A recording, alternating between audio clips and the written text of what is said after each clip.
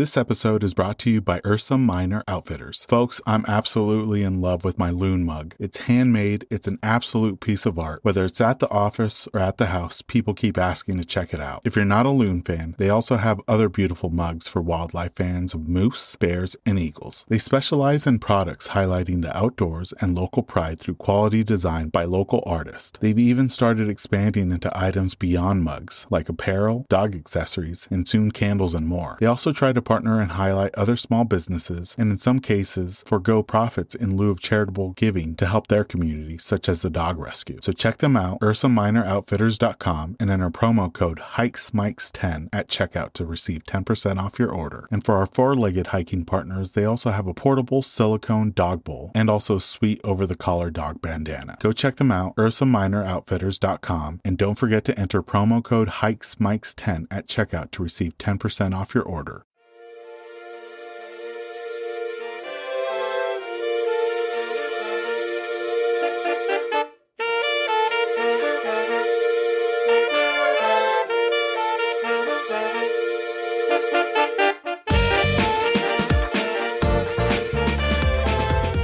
Welcome everyone to the Hikes and Mikes podcast. I'm your host Ivan, and together we'll embark on a weekly journey connecting with extraordinary hikers from all corners of the United States and beyond. Throughout these fall months, we've had the privilege of conversing with some remarkable individuals. Their experiences and adventures will leave you yearning to hit the trails. In this week's episode, we have an incredible guest from SoCal. She's a poet, novelist, author, and hiker. Her name is Ryanna, and you can follow her on Instagram at Soul-Led Wondrous, SOULLED Wondrous. Ree shares with us how she started out solo hiking and traveling, including some of the incredible places she's been able to visit throughout her travels. She also shares her amazing catalog of poetry, books, and novels. Be sure to be on the lookout for her upcoming memoir. We also hear about her amazing experiences running half marathons near some of our amazing national parks. Without further ado, let's jump into this episode with our guest, Ryanna.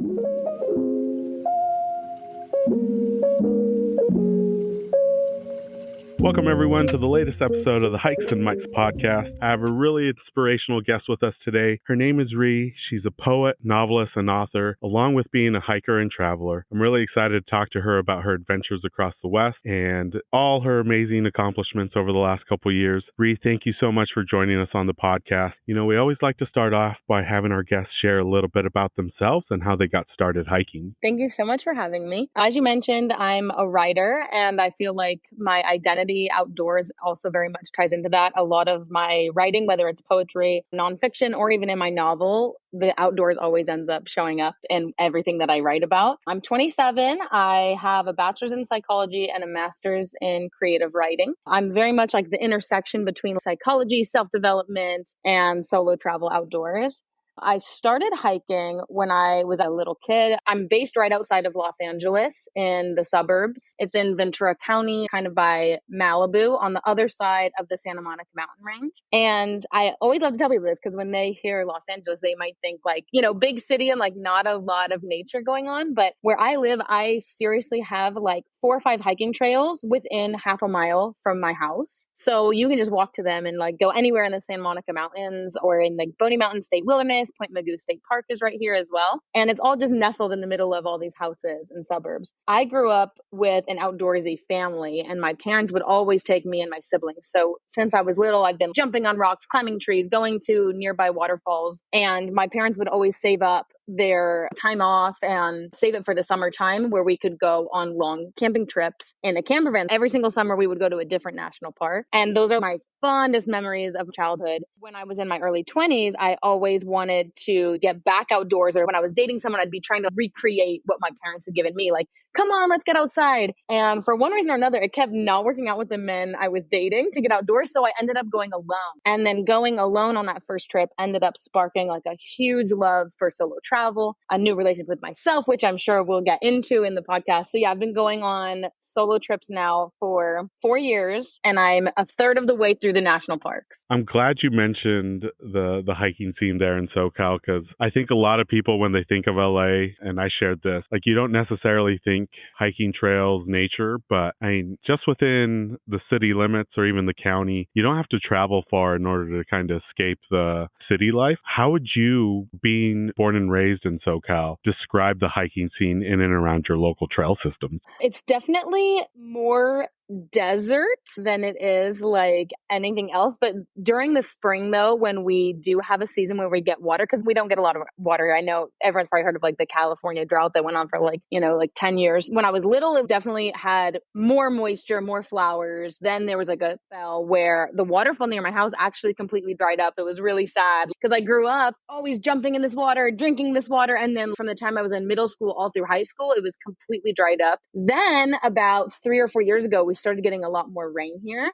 The waterfall's back in action. There's really beautiful, huge oak trees that like make you feel like they must have just been around for like hundreds of years. Like you just feel like you're among these like ancient beings, and like especially going during sunset, the way the sun goes through the leaves of the trees and like go across the atmosphere is really beautiful. Oh man, that sounds magical. And we're recording this episode at the tail end of summer. A lot of people look forward to the fall hiking season, but for you, how was your summer hiking season? Because it looked like you had some epic adventures. Oh yeah, I did. I did a lot of stuff when I was here at home, but since I'm also out traveling a lot, I also went elsewhere. For the last couple of years, I've also gotten into running half marathons, and there's this company called Vacation Races that does half marathons in and around the national parks, which is like amazing. So I did a national park half marathon at Grand Teton in May. So that was like the start of my summer, which is like quite the way to kick off a summer. Was like you end right like looking at the Teton Mountains. It was really beautiful. And then I went up to Yellowstone, and Yellowstone was so cool. Like I heard like from some people that that's like their, the best park or their favorite park. And like, I was like, a cliche.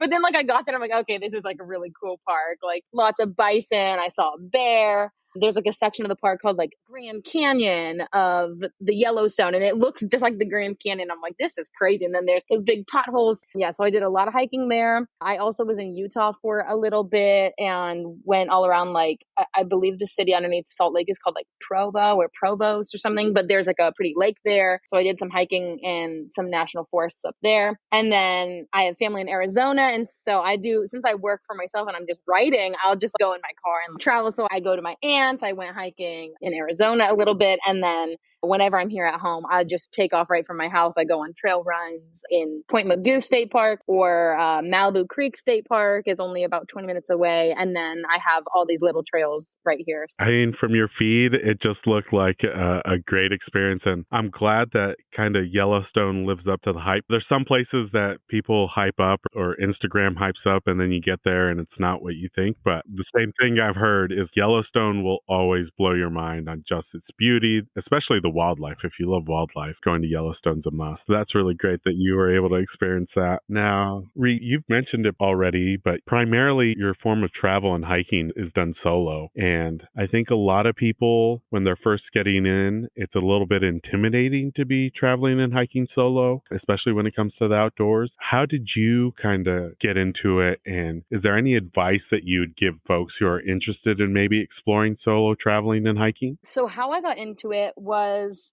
I love to mention this because I think sometimes the hardest things we go through are so important, because just on the other side is like a new version of ourselves. And I kept wanting to go outdoors with this boyfriend I was dating when I was in my early 20s. And he was just like brushing me off, not wanting to camp with me. And I was like, darn it, like, I'm just going to go without you then. And I was terrified. Like, I was like, oh no, like, I'm a solo woman. I'm kind of scared of men. Like, I don't want something to happen with bears. I don't even know what to do if like a tire, were to pop. And so the first tip I would give is, if you're wanting to go, you need to just do it.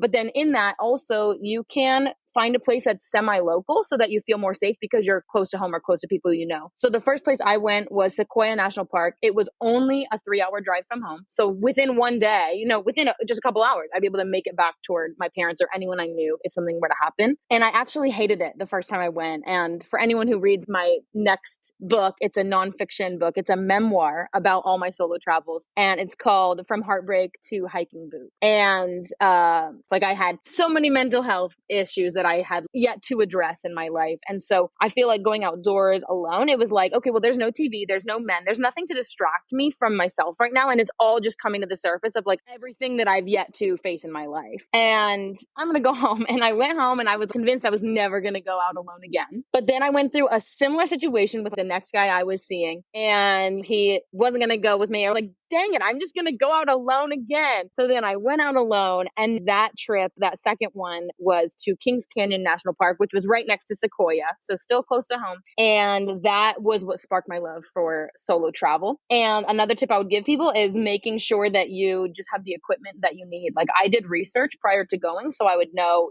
what I would need when I was alone, especially as a female. So I made sure that I had a pocket knife, that I had pepper spray, that I had a rape whistle, and that I had bear spray. And I made sure that I also watched a video on like how to use bear spray, like should you ever need it. I've actually only come close to a bear though once. It was on that trip actually at Kings Canyon. And I did not need the bear spray. Like me and the bear looked at each other. I was alone on a trail and we looked at each other and I just put my hands up and I was just looking at him, like telling him through my eyes, like, I'm not here to harm you. I'm going to slowly back up and walk away. And then he just had this look of curiosity, like, oh, who are you? So then it also made me kind of reframe my thoughts on animals, because I kind of went into it with this fear, this fear of men, this fear of animals. And the more I've gone out, realize a lot of these animals are going to actually try and avoid humans. They really don't even want to be bothered, by you. But then also same thing with men. Like I've not actually had any bad or creepy experiences. I've had like men be very helpful on trails or like be at the campsite next to me and offer me like hot cocoa at nighttime, So I feel like a lot of fear that I had in my life dissipated when I started going outside alone, because the more I was out there, I was like, oh, the world is not a scary place. And I feel like we live in a world where everyone tries to trick you that it's a scary place. So that's probably the last tip I would give is if you have fear, going and pushing through that fear, because you'll see that fear is like a facade. There's nothing really to be scared of. That's solid advice. And I feel like sometimes our own friends and family can kind of project their own fears of hiking and traveling solo. I've tried to reframe how I speak to people when it comes to hiking outdoors, rather than say, be safe out there, reword it to be like, have fun out there. One of the biggest things I've learned in the last year is the most dangerous thing statistically for hikers is the actual travel from home to the trailhead. Once you make it to the trailhead, wildlife encounters and other things are very, very minimal. Yeah, the hardest part is the car. Like, that's the part where you might get in those troubles if you were to get in an accident. One reel that really caught my attention, and we'll have to share it in the episode show notes so people can check it out, but you kind of showed us your packing list for some of these solo trips, right? Yeah. And how long did it take you to develop that packing list? I would say it was probably through the first summer that I was going on my trips. It was the end of 2020 when I started, and then 2021 was when I had really enjoyed it, where it became a thing, like I'm going to a new national park each month. So it was like May, June, July, August, September, October. I think like 6 months straight I hit a different national park. It's lucky I live in California, because that was the only reason I was able to do it, is because there's so many around here, so close to me. But I would say probably by the end of that summer of 2021 was when I had a good handle for like, I know the ropes now and like I know what I need when I'm going outside. And that was just by trial and error of like being at places and being like, oh shoot, I forgot a lighter. Like, oh shoot, I don't have this thing. Or like, oh, I need to make a note of that so I remember next time. Like I need a jacket if I'm going to climb up to a mountain that's above 10,000 feet in elevation. Yeah, that's a whole fun story too. From Great Basin, I climbed Wheeler Peak. If anyone's familiar, it's like 13,200 feet above sea level. I had no idea what that meant. I was like so early on in my childhood. I was like, I've climbed a mountain before. Like, okay, you've climbed like 3,000 feet. Like that's a whole lot different, I was wearing soccer shorts and a t-shirt, and I got up to the top and everyone was wearing like North Face and Marmot and had full on hiking pants and hiking sweatshirts. I'm like, oh gosh. And there's patches of snow where we were like 30-mile-per-hour winds. So that was a fun one. I learned, hey, if there's snow, you should have a jacket. That's very similar to my experience doing Haleakala in Maui for the first time. You think Hawaii, I don't need a jacket, but getting up to 13,000 plus feet is going to get cold regardless of the climate down below. And I quickly learned I had to turn the heater on full blast in my rental, and then to catch sunrise, run out, grab my picture, enjoy it, bask in it, but then run back to the hot car. You mentioned the California California national parks, and you guys have some incredible ones there in the state and some underrated ones. I feel like Kings Canyon, Lassen, they don't get the recognition as some of the other jewels of the state. Like you've said, you've already been able to cross off a good portion of the national park list. How have been your experiences now as an adult in the California national park system and those out of state as well? So California, I think the last one I had to check off was Redwoods, which I just did this summer. So I completed all of California, and definitely agree about Lassen. I had never even heard of Lassen in my whole life growing up in California. Never had once heard that name until I got into, the national park journey. And then I saw, oh, in Northern California, there's a place called Lassen. I'm like, oh, what's that? That was one of the most beautiful parks I've ever been to in my life. It had huge, beautiful forests. Like I don't know a lot of tree names, but I'm trying to learn, but like different pines. And there's a lake there called Emerald Lake. It's literally the color of an emerald, like just like this beautiful green shining off because of the algae on the bottom. Like it was just incredible. There's this place called Bumpus Hell, is like the volcanic system that's underneath the ground that's active there. So there's these boiling potholes of over 300, 400 degrees Fahrenheit. And it smelled like rotten eggs or fart. It was the grossest but coolest thing ever. So like there were so many different things at Lassen. And I just was like, wow, like that place blew my mind. And Joshua Tree also, I had heard of Joshua Tree, but it's the desert. And a lot of times I feel like the desert just doesn't get the recognition as other parks. There's these big, beautiful forests and I'm like, what's the desert? Joshua Tree to this day is one of my favorite parks. That was one of my favorite experiences. There was this one campground called Jumbo Rocks Campground where you can straight up climb these rocks. It's like a playground for adults who are into hiking. Like I would just climb these rocks. Like I also feel so safe in the desert because everything's open. Like it's not like a forest where like, oh, something could be lurking. It's like everything's open. You can see for miles. So you could just set up on the Jumbo Rocks, watch the sunset, hang out up there, like past midnight, look at all the stars. Like there's not a lot of cities around. So the night sky is really great. So Kings Canyon does not get recognition because I think it gets undershadowed by Sequoia, which is right next to it. But I actually liked Kings Canyon more, which is funny. It's like just as beautiful as Sequoia, not as many of those big Sequoia trees, but there's a lot of great stuff there. There's meadows, there's a lot of different waterfalls and rivers. There's also a cavern there. I believe it's called Boyden Cavern. And you can go in and see all these really cool like rock and crystal formations. So yeah, I've loved all the California parks. But I'm always pleasantly surprised by like every place I go to, even if it's a place where I'm on the way thinking like, there's no way this is gonna be cool because it's like the desert, or like Petrified Forest National Park in Arizona. I went there and like on the way, I'm like, I have no idea what this is gonna be like. But when I look at pictures, it just looks like a desert with like, nothing in it. But there's like beautiful layered rocks where you can see like all the different, centuries of time. And then there's literally rocks that have been preserved and petrified and they're like crystalline. Like it ended up being very cool. So I feel like every place I've been, even if it was a place that didn't have a good rap, I get there and I'm like very pleasantly surprised with like how many cool things there are to see. And I'm glad you mentioned Petrified National Park because same thing, when I was driving from Flagstaff east to it, I was like, man, there's really not much out here. Like, what are we going to see? And then as soon as we got into the park, the different colors, the different layers of rock, the petrified wood, it was a really cool and really accessible park. Like some of the trails, you could really access them and see some amazing sights without having to, put in a lot of miles. Really a good place. I'm glad you brought that was actually, that's something I mentioned in my memoir that I'm writing about my travels, was like, if you're someone who's in a wheelchair or, doesn't have a lot of hiking experience or like just the capability to like go far, Forest is like the greatest park you could go to for a vacation because like a lot of the trails are less than a mile or they're on an accessible like cement route where it's like, usually flat land where you can see all these beautiful sights, but like you don't have to go trudge up a mountain for like miles to go see it, So I love that you had mentioned that because for anyone who's listening who might be like, or if it's someone who wants to go on their first solo trip for the first time, go to Petrified because it's an area where you'll be safe. You're never like too far from the main road or anything. And I don't know if if it was on this trip, Ree, but you got to cross off a big bucket list item this summer, and you kind of shared about it already, but you got a chance to live on the road for a couple weeks and explore the great Southwest and Western United States. How did that trip come about, and what were some of the other sites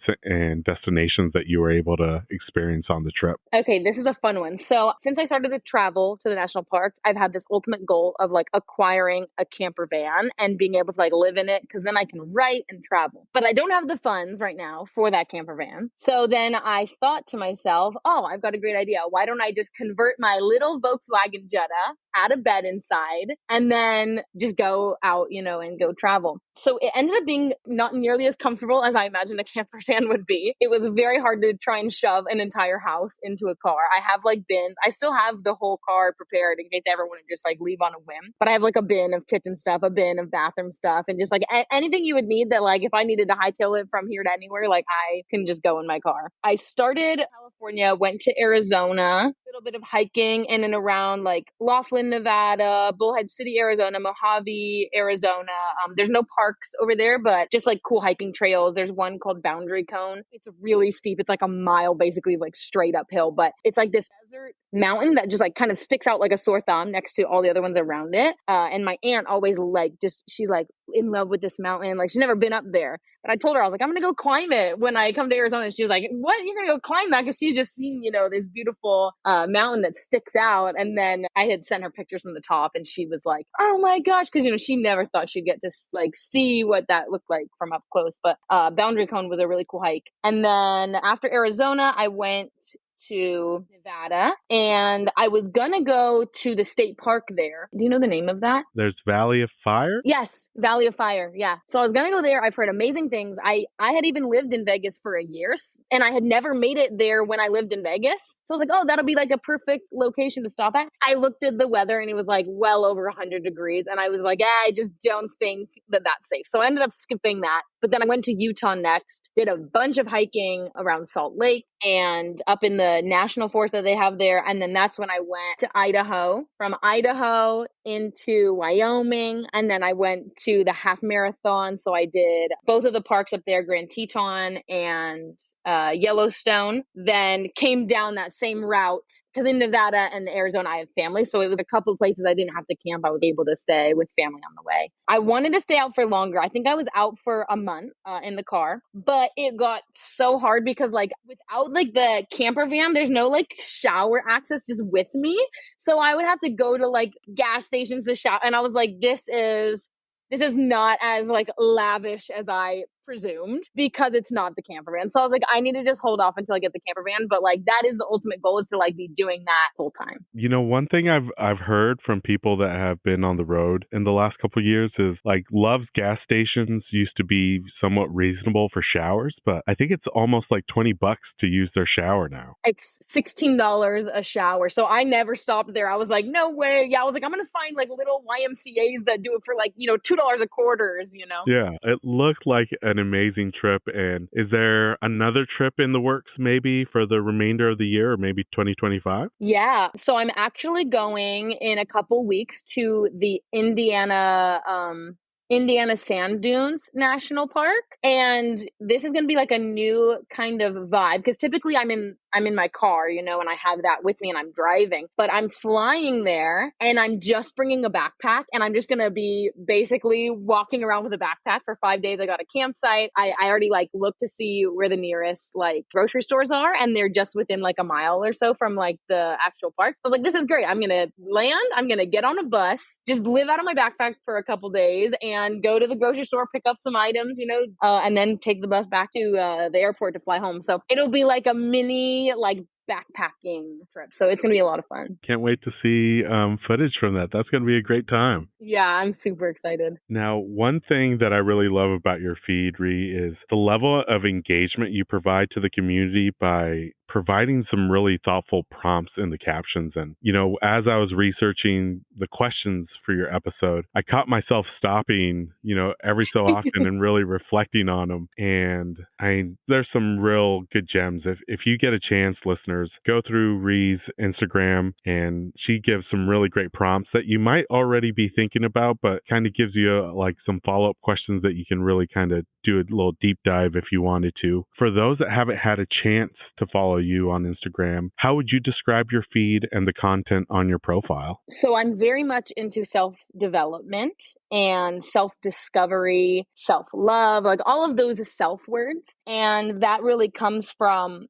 a lifetime of me myself.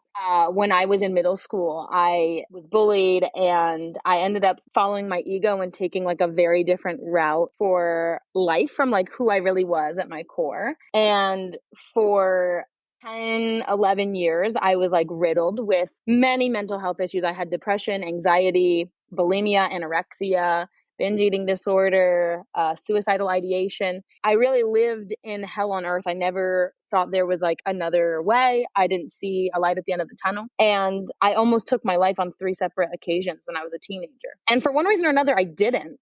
And then when I was in my early 20s, I went to therapy and I started going outdoors alone. And that was honestly what had healed me, was me developing a relationship with nature, because developing a relationship with nature helped me develop a relationship with myself. And I went on a journey from self-hate to self-love. And now I'm like my own best friend, my biggest supporter. And I'm like thankful for the life and the way life took me, because having been through all of that, I can now help anyone who's even remotely dealing with any of that. So that's basically my like life mission. So I have my own business, All With Heart. I'm wearing my All With Heart hat right now, and it's to inspire people to live all with heart. So it's all about developing a relationship with yourself, discovering who you are underneath all of the fear and chaos and craziness of this world, or who anyone else expects you to be, you know, other than your own soul. And like feed it all, just like all those self words, you know, self-help, self-discovery, self-development, education, wisdom, inspiration, inspiring people to live their best life, and getting outdoors, of course. It's all pretty much through the context of being outdoors and having a relationship with nature. I'm glad you shared that, because I think it gives people the light that they might be missing, because, you know, you went from being in a dark place to now on your feed really shining through. I mean, you have a smile on your face every time you're outdoors, whether it's on a trail or kind of hanging out on a hammock in a park. It really comes through that you're happy, you're really enjoying what you're doing. And I'm just really thankful that you are providing an opportunity for folks that might find themselves, you know, questioning things or in a dark spot, to be able to kind of reflect and maybe find some healing and start their journey. Now, at the beginning, I mentioned that you're a poet, a novelist, an author. And, you know, one poem that really caught my attention, because I see it a lot on people that I follow on Instagram or people that I engage with in real life. And that's the poem from the book Heart's Bruise Never Break. And it's, she drifted like a river, quiet and predictable, never diving too deep, until one day she allowed herself to flow into the ocean, becoming vast, strong, and wild. And I think that beautiful poem, you know, can be people can connect to that poem. I think a lot of people can find themselves in that just rut.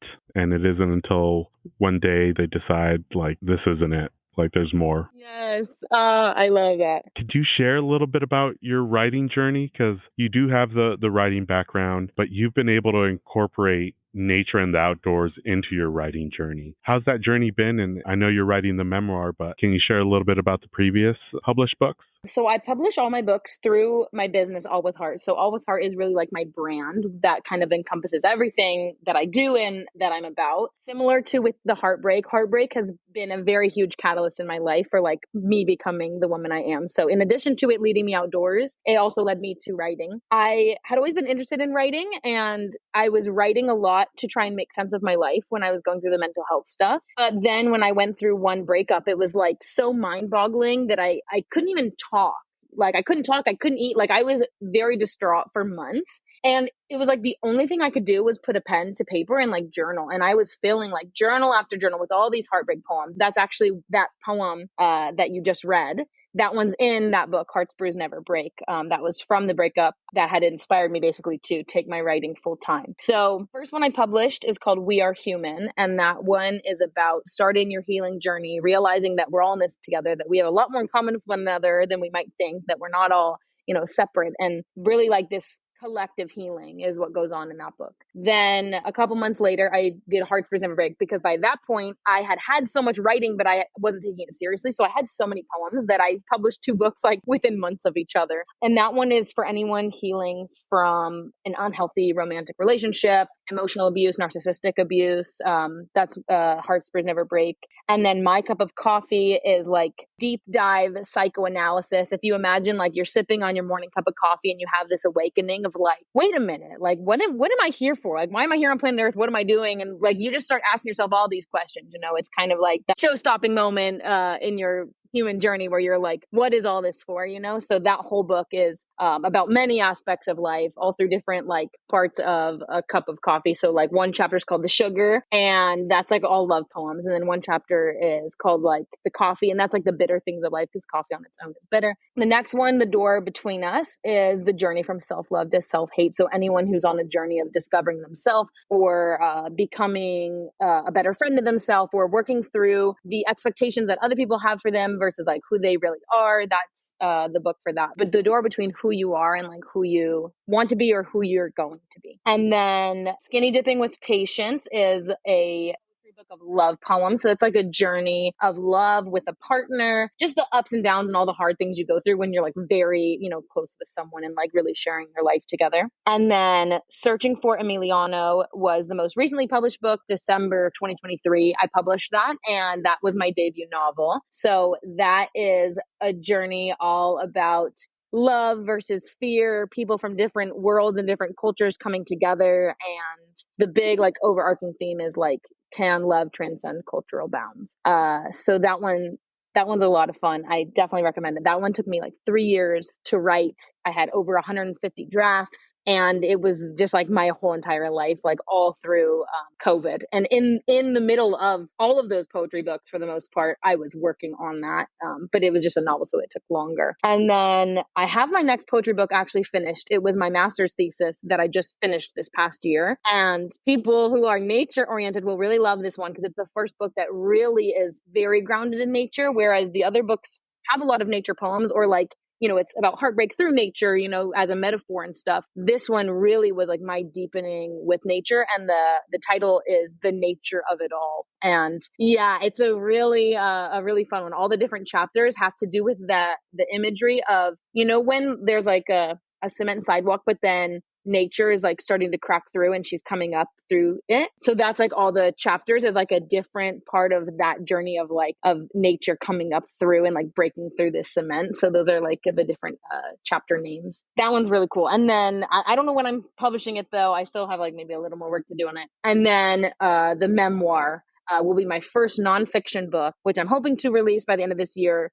From heartbreak to hiking boots. And it's all about my solo travels and me developing a relationship with nature and a relationship with myself. I'm looking forward to those new books, and we'll be sure to link the page where people can learn where they can get the books that you've been able to publish thus far, and order them online so they can get a chance to read and discover your writing. Now, you've also mentioned the other profile that you have that's more for your business, All with Heart, and it's not just a website where people can learn about your books, your writing, but you also have a podcast. You're a fellow podcaster. Can you share a little bit about what folks can discover and find on All with Heart? Yeah. So All with Heart is a brand more than anything else. So one thing that I have is my books. It's my publisher. And then I also have my podcast. So the whole basis of All with Heart is the heart is actually like an acronym that stands for Helping Through Education and Art. It's all about the creativity, that I do, whether, it's through like dance or writing or anything like that. Also like education, the educational background in psychology, I think is what plays a big role in that side of it. Like all about the psyche and like why our brains are the way they are and how we can basically transform our brain to transform our life, and how I went from, hell on earth into heaven on earth. And so All With Heart is all about inspiring people to live all with heart, whether that is one of my books could help someone get from point A to point B, or maybe it's, something that I have on my website. Like I have hats, I have sweatshirts, I have shirts, and the shirts have some of my poems on the back. The one that I have is one of my nature poems. It's on the back about, it's a nature one. So like people will love it. Okay. So like this is the shirt. It says All With Heart on the front, and I use comfort colors with everything I do is also like nature friendly. So on my website, you can like plant a tree at checkout. I also make every order carbon neutral. So I offset any carbon emissions that I'm putting out into the atmosphere. And then customers have the option to make it carbon positive. And then all the brands I work with, they're either organic or they're like brands that are not outsourcing where there's like child labor or anything like that. It's also all made sustainably, where it's like made when it's ordered. So it's not like anything where I just like am making all these clothes, that aren't going to end up going anywhere. So that's another great thing too about like being a nature lover is like I can create a business that's like nature oriented. So the poem on the back of this shirt, it's things to replace for a healthier earth. Loud cars for soft birds. Bustling cities for calm mountains, concrete for rich soil, busy work for true passion, chaos for peace. And then whether something like that is like a daily reminder to help inspire someone to live all with heart, or I also have the podcast. So the podcast, I will have some episodes where there's self-commentary, where it's me speaking on a subject, or I'll bring on a guest where it's someone I meet out in the world who I see living all with heart. So I have interviewed a poet who I met in LA, who I met her and I was like, this woman is living all with heart. You can just like tell when someone's got that energy. And then I've interviewed someone who's a boutique owner. And I also interviewed someone in the adult performing industry. And so when I meet someone who's just doing great things in whatever industry they're in or just the life that they're leading, I'll invite them on to come share with my audience. And the podcast is all about inspiration, motivation, or just helping people see that they're the co-creator of their life. Like if you're sad, if you're unhappy, if there's all these things that you're dealing with, rather than just continuing to sit in that rut, like the river from that poem we talk about, let yourself go become the ocean. That's a choice. And it's the choice to wake up and decide you're going to do something different, If you're at a job that you hate, decide that you're going to put your 2 weeks in and you're going to find something else and try it. And maybe you're going to love it. Like we have so much more of a hold on our own life than we think that we do. And so I just want to inspire people that happiness is here. Joy is here. You can have these things and have these things to call your own. And it's a journey that you must go on with yourself. The hardest part is just starting.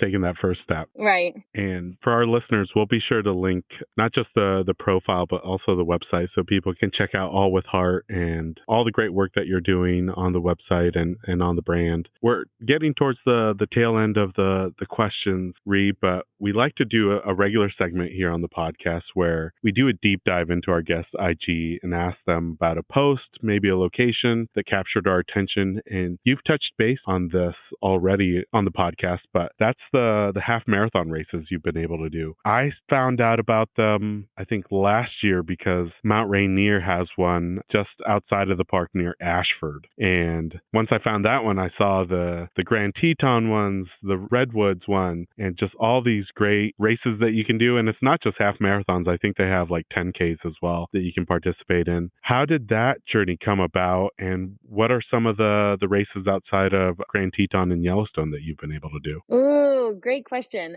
So I've always been very athletic. I grew up playing soccer, softball, and running track. So I've always been a lover of just running. It was more so like sprinting when I was a little kid, but like I would challenge people like 4 times my size to a race and be like, let's race right now. Like, so I've always been very competitive and just loved anything involving like sweating and just like that adrenaline. And up through college, I actually played Division I soccer. So then after college, it was almost like there was something kind of missing from my life because I needed that competition where I could like be doing it in a healthy way, where like I'm competing for something or like just having that opportunity to have that adrenaline. So it was about, I think maybe one or 2 years after being out of college where I was like, like, I need to add something in my life where like it's involving that challenge with myself, whether or not, I'm in a team sport or whatever. And I had seen an ad for Vacation Races having a night half marathon at Joshua Tree. And I was like, I've never been a long distance runner. So I was like, I don't know, 13.1 miles, like that's a little crazy. But then I told myself, I was like, okay, well, I've played soccer my whole life. On average, you run like 8 miles a game anyway. So this is just going to be similar, but like without the ball.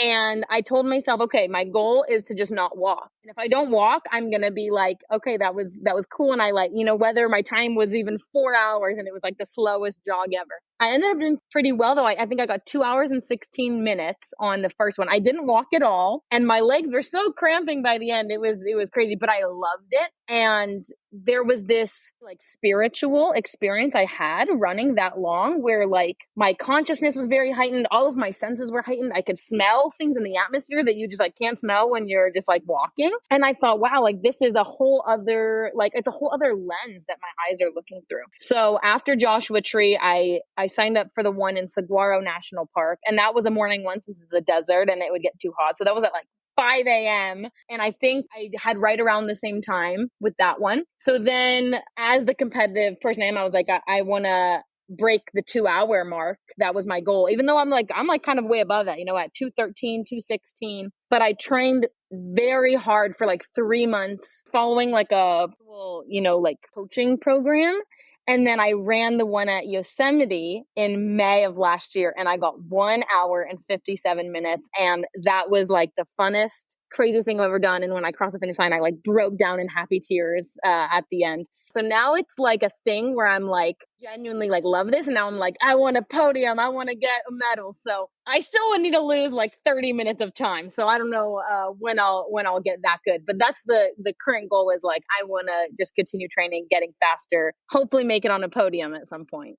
Love that. And I got to ask, because I'm on my own fitness journey. I have a 10K that I'm running in Honolulu in December. And then I just signed up for my first half marathon in February in Las Vegas. And I'm eyeing the Mount Rainier half marathon. But in your experience and the ones that you've been able to do, which one would you recommend for those that are willing to travel for a race? Ooh, okay. I have a tie between two. Definitely the Joshua Tree one, because that one is at nighttime and it's required to have a headlamp. So it's at like 9 p.m. and you're just running through the desert of Joshua Tree. And I can like vividly remember, I can still like see it in my mind. As I turned on one of the curves, you just see a sea of headlamps in the night. And it was like the coolest thing ever. Like I was just like, whoa, like this is, so it's just really cool because of the fact that it's like in the middle of the night. And then the Yosemite one, which was the one where I had gotten my fastest time, that one had the most beautiful, amazing views. It was around Bass Lake, just at the base of Yosemite. And so part of the trail, like where you're running, like it's like half on road, half on trail. And when you're running, it was probably during the second or third mile,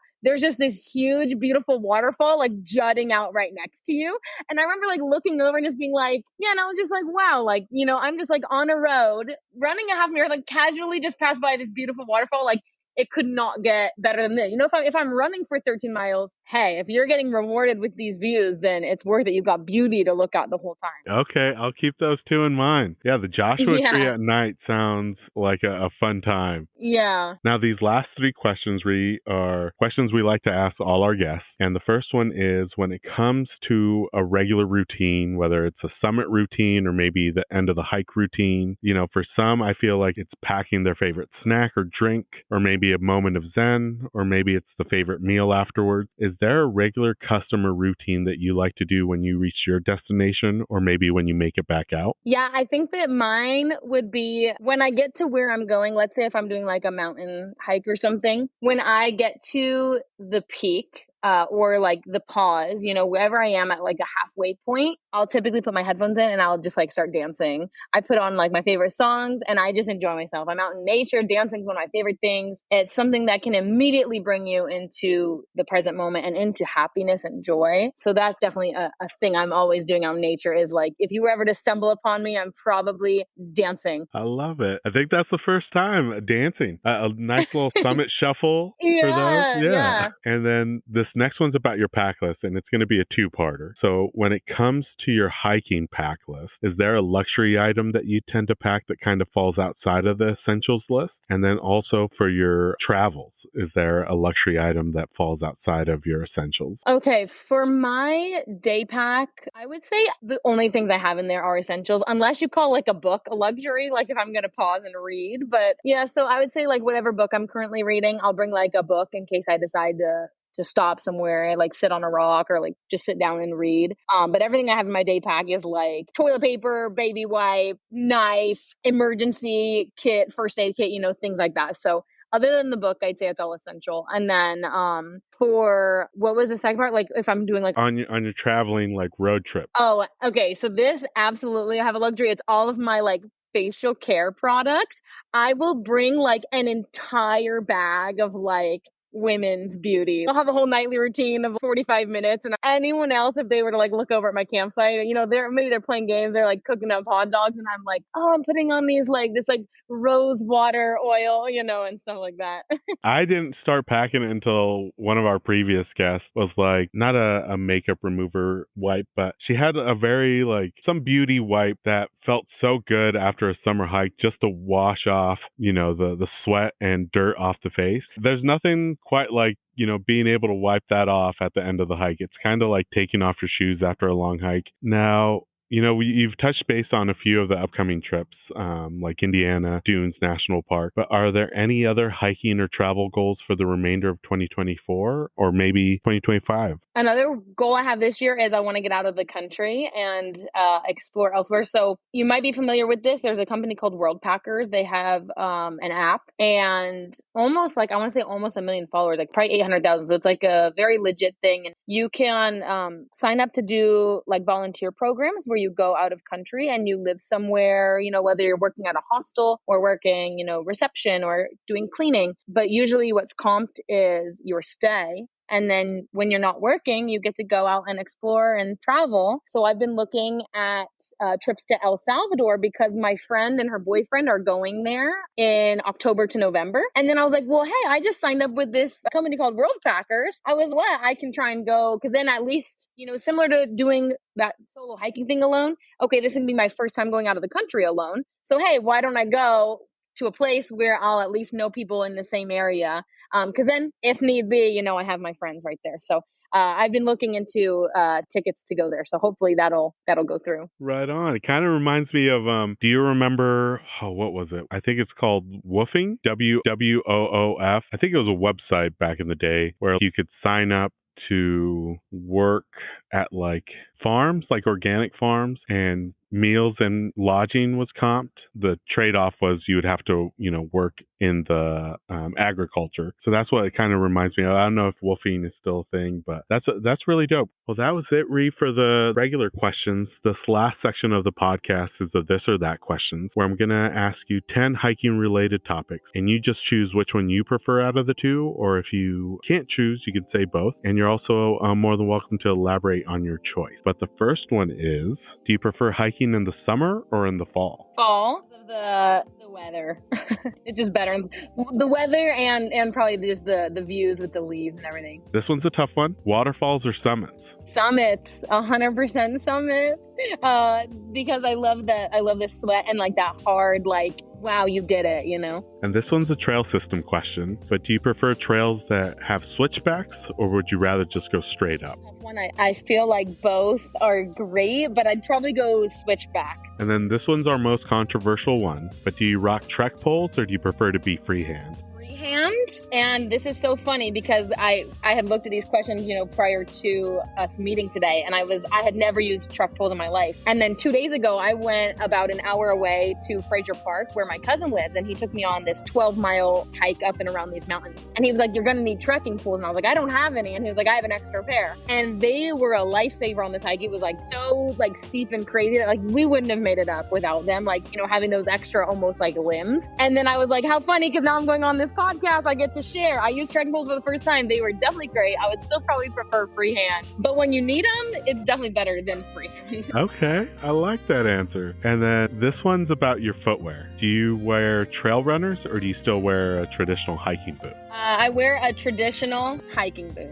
And then another trail system question. Do you prefer loop trails or an out and back trail? I like both, and I also guess it would depend on the scenery. I feel like probably out and back more though. And then if you had to choose between these two, a muddy trail or a rocky trail? Probably rocky, because I feel like you can like rock climbing type stuff. Like whenever I've been on mud, just slippery, dirty. It's still fun, honestly. I think they're both probably fun, but probably I'd choose rocks more. And then these next two are the toughest ones, especially there in SoCal, because you guys get both of them that are equally beautiful. But sunset hikes or sunrise hikes? Ooh, okay.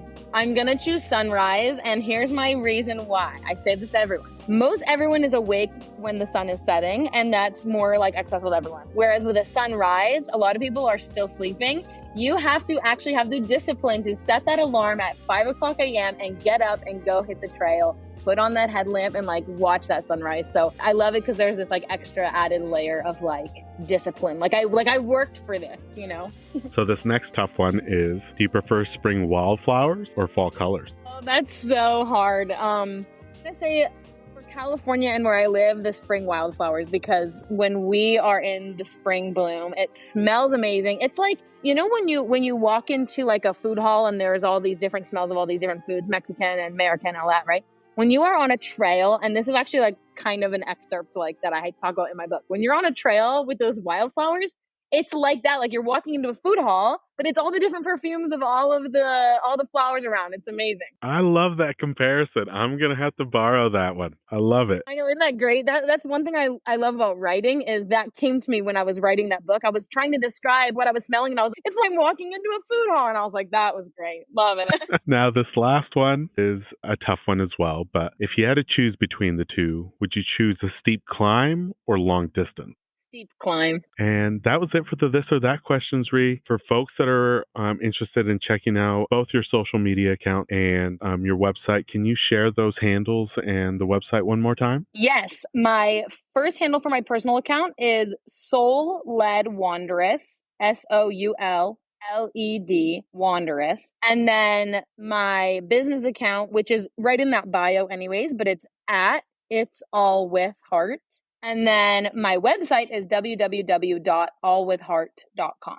Awesome. And we'll be sure to share those in the episode show notes so people can check them out. Ree, it's been a blast talking with you about your adventures and your writing and everything that you're doing with the community and on the platforms. Really appreciate you taking the time out of your day to speak with us. Yes, thank you so much for having me. This is so fun. Like, this is probably the coolest podcast I've ever heard of. Like, when I saw you guys, I was like, wait, a podcast about hiking? I was like, I can't wait to go binge all these episodes. I appreciate that, Ree. And that brings us to the end of this episode alongside Ree. We extend our heartfelt thanks to her for coming on the podcast. Make sure to follow her on Instagram at Soul Led Wondrous, SOULLED Wondrous. Also, don't forget to check out the episode show notes to check out Ree's business page, All With Heart, and her podcast. We have an incredible lineup of episodes planned throughout the fall months, and we can't wait to share them with you. New episodes will be dropping every Monday, with occasional bonus episodes on Fridays. To ensure that you never miss out on those thrilling tales, remember to hit the like and subscribe button. Your support means the world to us. Don't forget to join our vibrant community on Instagram at Hikes and Mics. We'll be sharing episode visuals, my own personal hiking content, and so much more. Let's stay connected and continue to inspire each other on this remarkable journey. As we bid farewell, remember to tread those happy trails, embrace the great outdoors, and keep the spirit of adventure alive. Until next time, my fellow explorers, happy hiking. This episode's music was created by Ketsa. Follow him on Instagram at Ketsa Music.